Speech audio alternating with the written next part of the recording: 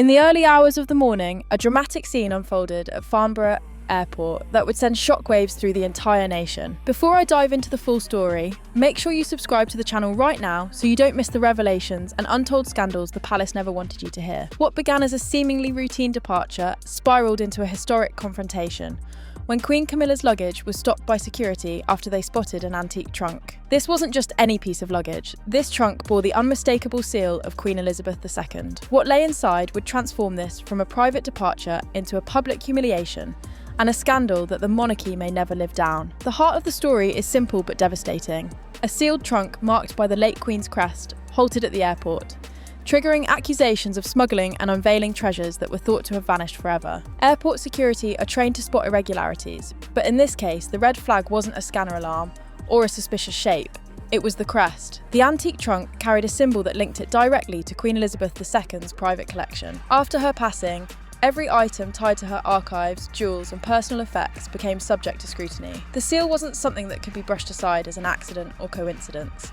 It was deliberate, clear, and official. For security officers on duty that day, allowing the trunk to pass without inspection would have been a direct violation of protocol. With a wave of the guard's hand, the Queen Consort's departure came to an abrupt halt. What followed was not just a procedural check, it was the unravelling of secrets that had been hidden in plain sight. The significance of that moment cannot be overstated. To understand why this incident ignited such uproar, one must consider the context. The monarchy was already facing questions over missing heirlooms from Elizabeth's collection. Among them was the famous sapphire cross, a striking, historic piece tied to the late Queen's legacy. Rumours had swirled for months that it had quietly disappeared, fueling whispers of internal disputes and cover-ups. The sudden emergence of a trunk carrying Elizabeth's seal only stoked those suspicions further.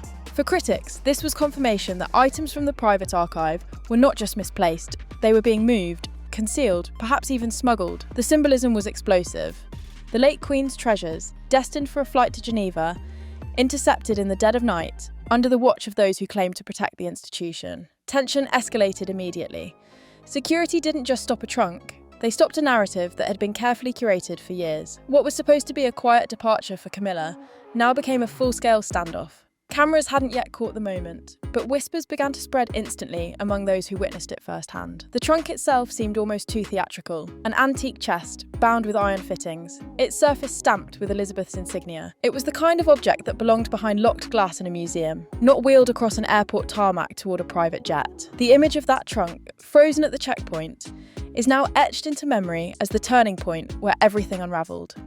Inside the palace, the news hit like a lightning bolt. To have such a discovery occur in a public space, subject to official protocols and witnesses outside the family's control, stripped away the secrecy that had allowed so many questions to linger unanswered. This wasn't an issue that could be smoothed over with carefully worded statements or hidden behind closed doors. The confrontation was happening in real time, out in the open, with procedures being followed that even royalty couldn't bend. The moment the trunk was identified as tied to Elizabeth, it was no longer personal property, it was evidence.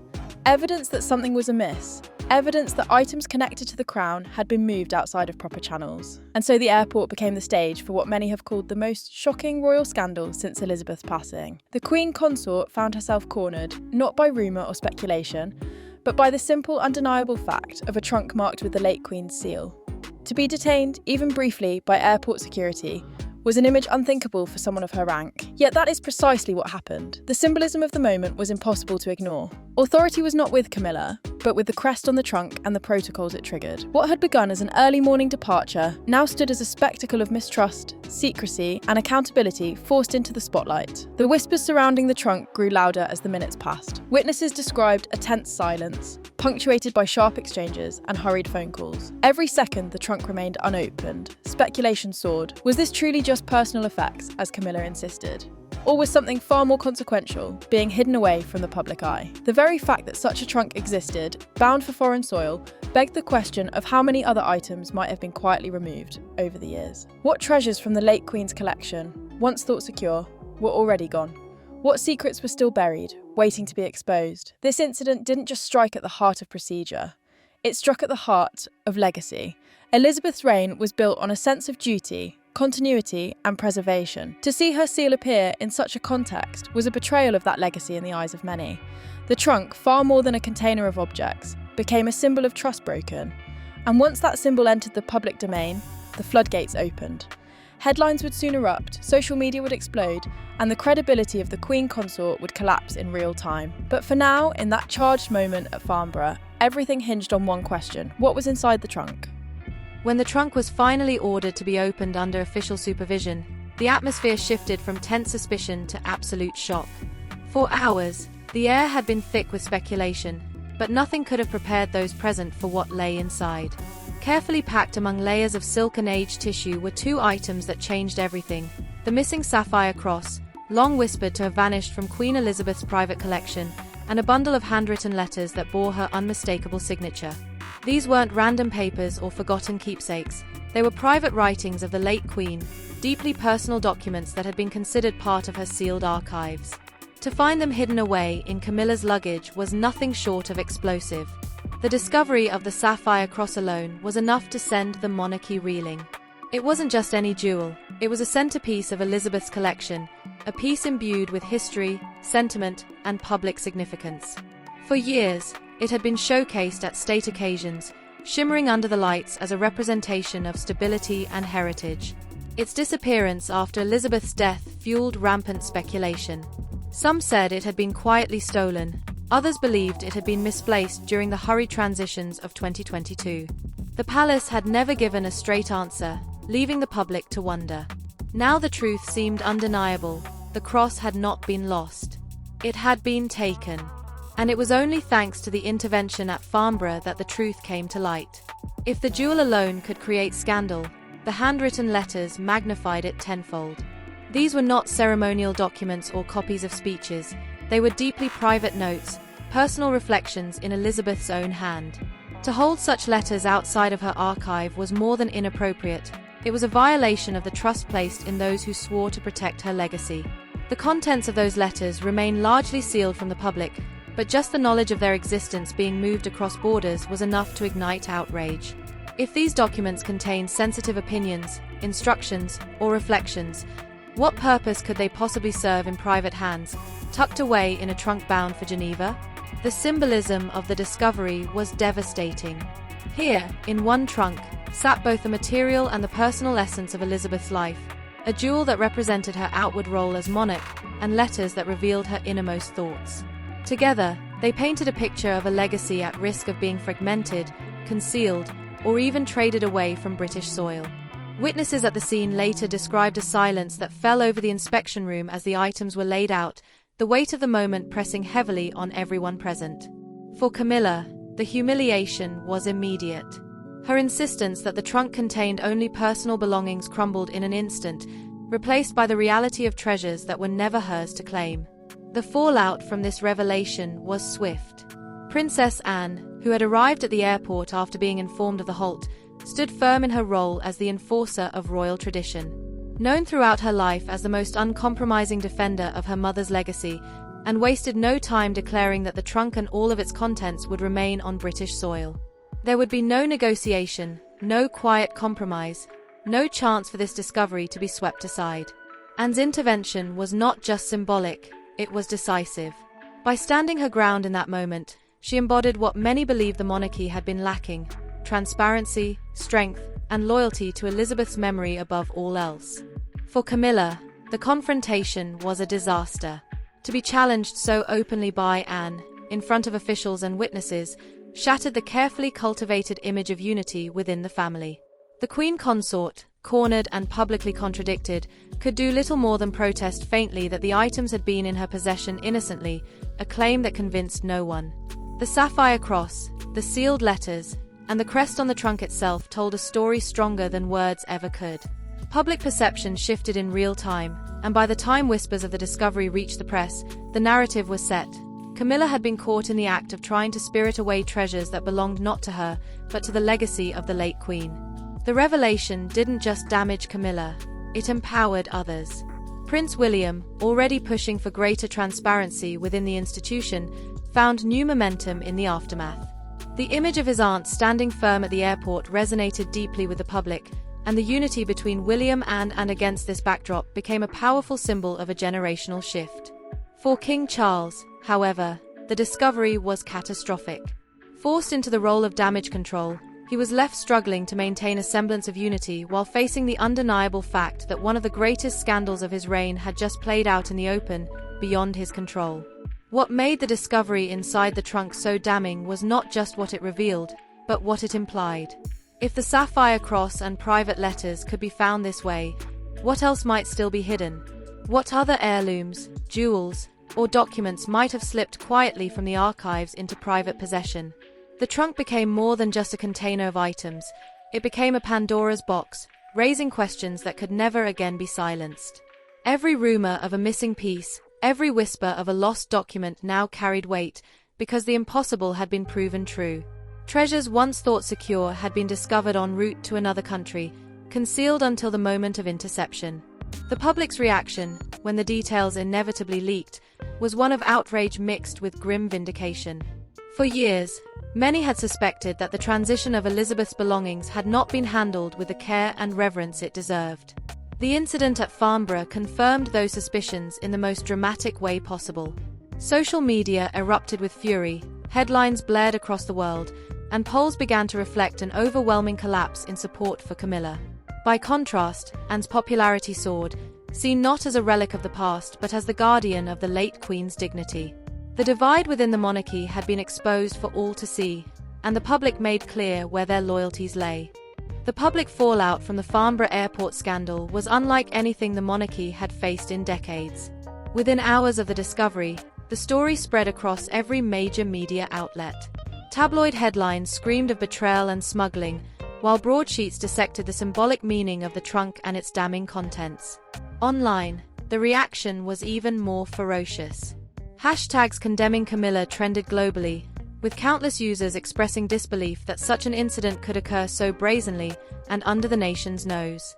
Memes, commentary, and viral videos painted the Queen consort as someone who had crossed a line that should never have been touched. No matter how carefully the palace tried to control the narrative, the damage was already irreparable. Polls taken in the immediate aftermath revealed just how seismic the shift in public opinion truly was. Where Camilla once held a tentative place as the consort beside the king, she now stood on the brink of public rejection. Support for her role plummeted to unprecedented lows, with the majority of respondents stating outright that they no longer trusted her to uphold the dignity of the crown. By contrast, Anne's approval skyrocketed. Known for decades as the no-nonsense royal who kept herself away from scandals, her decisive intervention at the airport became a rallying point. Many praised her as the true keeper of Elizabeth's legacy, someone who had proven, in one critical moment, that duty to the crown meant defending it, even against its own. Prince William, too, found himself lifted by the tide of outrage against Camilla.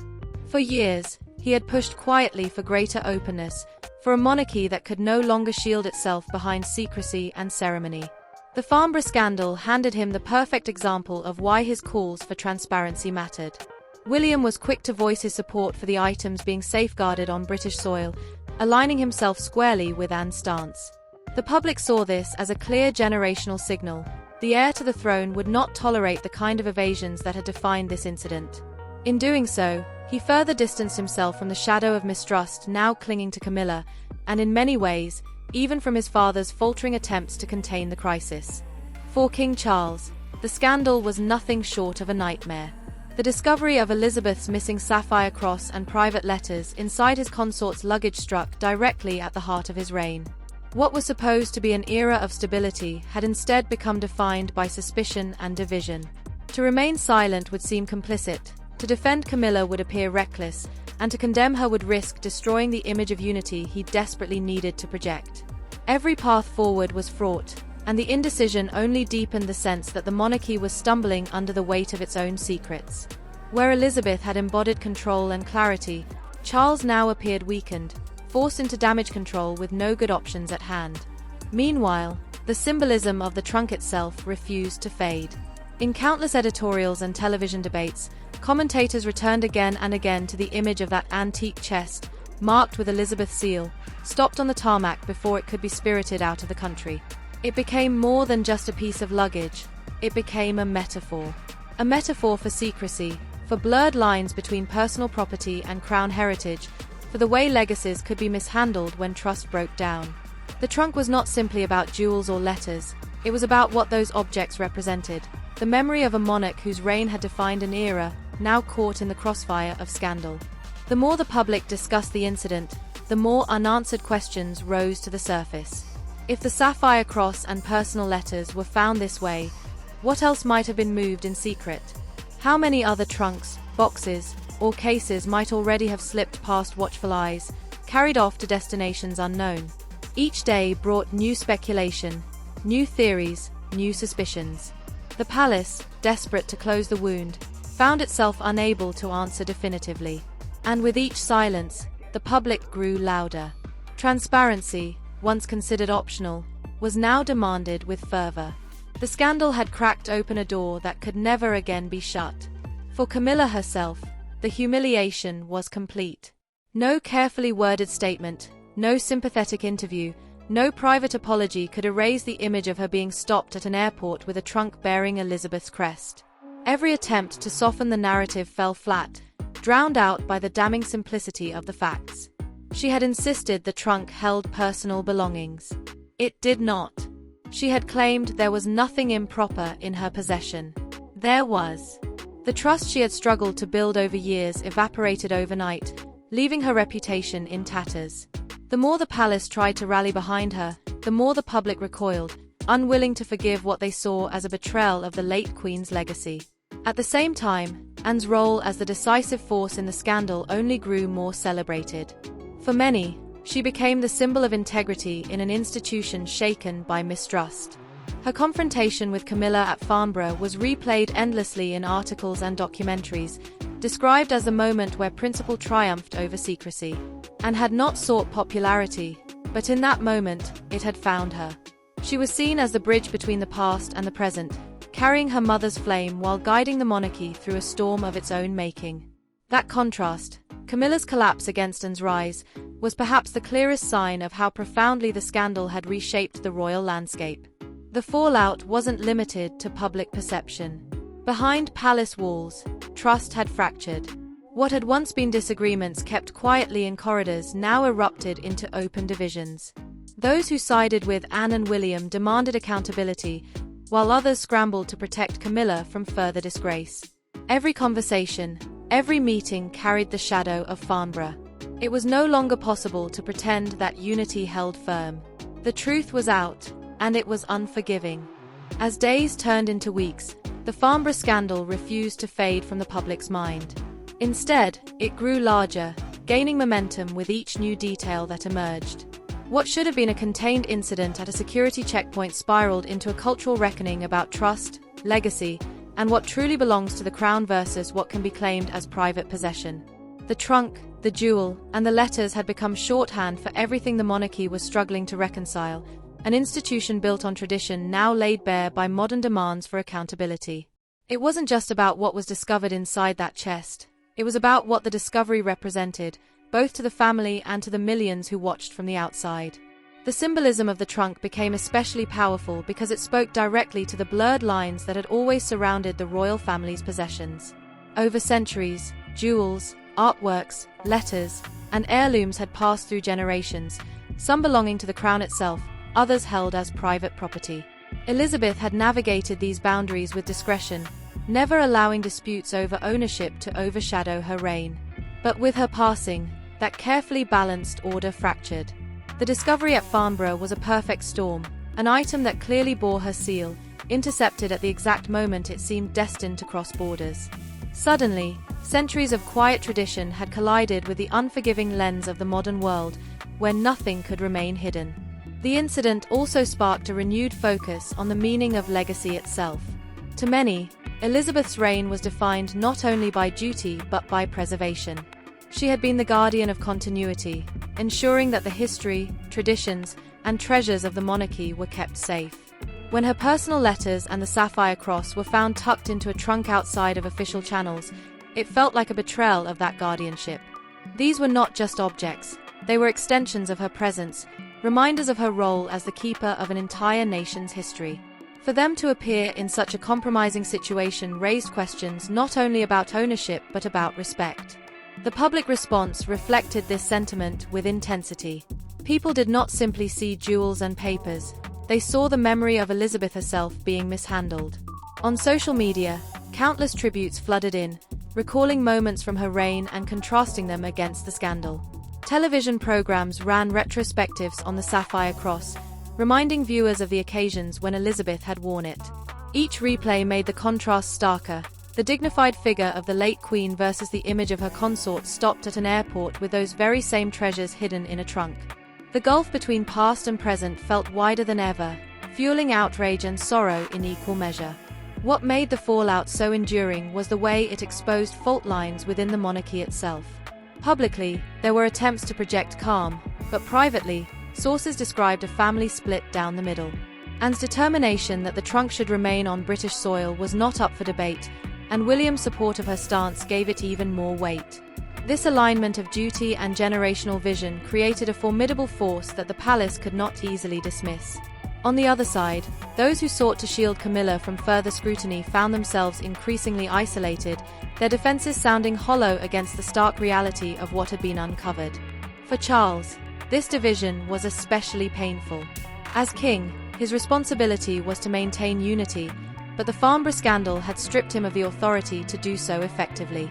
Every move he made seemed to deepen the perception that his reign was faltering. If he defended Camilla, he appeared weak and complicit. If he remained silent, he appeared indecisive.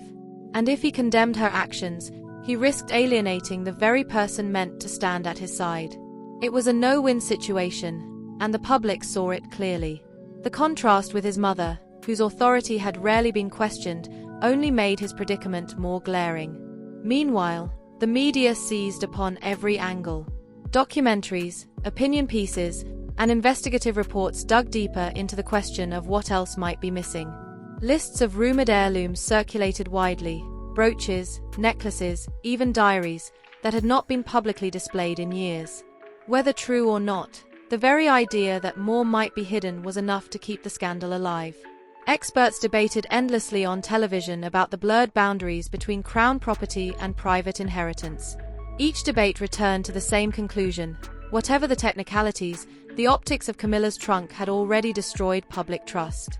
The scandal also revealed something deeper about how the public viewed monarchy in the modern age. It wasn't simply about jewels or property.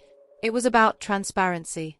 In an era where accountability is demanded of every institution, the idea that treasures could quietly disappear into private hands felt archaic and unacceptable. Elizabeth's seal on that trunk symbolized a promise to the public, a promise of stewardship that had now been broken. This was why the outrage was so visceral. It wasn't only about what Camilla had done, it was about what the act represented, a reminder that secrecy and privilege no longer carried the same protective shield they once had. Amid the outrage, Anne's image only grew stronger. She was celebrated not just as a royal, but as a protector of her mother's memory. Commentators noted how her blunt, straightforward nature, often seen as unfashionable in the past, was now exactly what people craved: honesty, decisiveness, and integrity. Every retelling of the incident emphasized her role, her refusal to back down, her insistence that the trunk remain in Britain. To many, she became the living embodiment of accountability, a figure who had stepped into a void left by Elizabeth's passing. For Camilla, the long-term consequences became clearer with each passing day. Her credibility, once fragile but carefully maintained, was shattered. She could not erase the images of the trunk, nor could she rewrite the fact that items belonging to Elizabeth had been found under her control. Each attempt to downplay the incident only drew further ridicule. Where once she had stood beside Charles as a symbol of continuity, she now stood apart, diminished and distrusted. The public's verdict was harsh and unforgiving. She had crossed a line, and in doing so, she had forfeited their confidence. In the months that followed, the Farnborough scandal evolved from a shocking headline into a defining chapter in the monarchy's modern history. What had begun with a single trunk stopped at an airport became the spark that redefined public perception of duty, legacy, and accountability at the highest level. The long-term impact stretched far beyond Camilla's personal humiliation. It reshaped the balance of influence within the family, elevated Anne and William as figures of trust, and cast a long shadow over Charles's reign. The echoes of that single moment, the guard's hand raised to halt the luggage, the crest on the trunk gleaming under the airport lights, continued to reverberate across the country and around the world. The most immediate consequence was the collapse of Camilla's credibility. Once viewed as a consort who had cautiously earned a degree of public acceptance, she now found herself at the center of unrelenting suspicion. The discovery of Elizabeth's sapphire cross and handwritten letters inside her luggage erased years of careful image building in an instant. Every appearance she made thereafter was colored by the scandal, every smile scrutinized, every word doubted. She had not just lost trust, she had forfeited it in a way that could never be fully restored. The perception was clear: she had been caught attempting to move treasures that were never hers to claim. By contrast, Princess Anne emerged from the incident stronger than ever before. Long respected for her blunt honesty and steadfast devotion to duty, she was suddenly seen as the embodiment of integrity in a time of crisis. Her intervention at Farnborough became legendary, retold in documentaries, books, and endless online commentary. And, the so-called Keeper of the Flame, had proven her loyalty to her mother's legacy beyond doubt. To the public, she was not simply a royal figure but a guardian, someone willing to put principle above convenience, even when it meant confronting her brother's consort in front of officials and witnesses. That kind of decisiveness elevated her to a new status, both within the family and in the eyes of the public. Prince William also rose in stature as the scandal unfolded. Aligning himself with Anne's stance, he positioned himself as a champion of transparency, signaling that the next generation of the monarchy would not tolerate the secrecy that had fueled the crisis. His support for keeping Elizabeth's treasures safeguarded on British soil resonated deeply with a public hungry for honesty and reform. For many, William's actions marked the beginning of a new era, an heir unafraid to confront uncomfortable truths, willing to step into the role of accountability that his father seemed unable to embody. It was a turning point that not only strengthened his public image but also underscored his future as a monarch who would lead differently. For King Charles, however, the long-term impact was devastating. His reign, still young and fragile, was defined not by unity or stability but by scandal and division. His attempts to maintain order appeared weak, his responses indecisive. Where Elizabeth had been a pillar of continuity, Charles now seemed vulnerable, unable to contain the fallout from within his own household. The trunk at Farnborough became a symbol of his struggles, a reminder that his reign lacked the firmness and clarity that his mother had embodied. Each time the scandal was invoked in public debate, it was not just Camilla's reputation that suffered, it was his authority as king. But perhaps the most profound impact was felt not within the palace, but among the people. The Farnborough scandal changed the way the public viewed monarchy itself. The question of who owns what belongs to the crown, what is private property, and what should be preserved for the nation, was no longer abstract.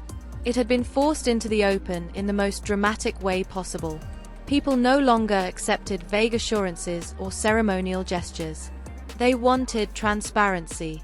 They wanted accountability. They wanted to know that the treasures of history, the symbols of continuity, would not be hidden away in trunks bound for foreign soil. The monarchy, whether it liked it or not, was now being held to those standards. The trunk, once a piece of antique luggage, became a cultural symbol.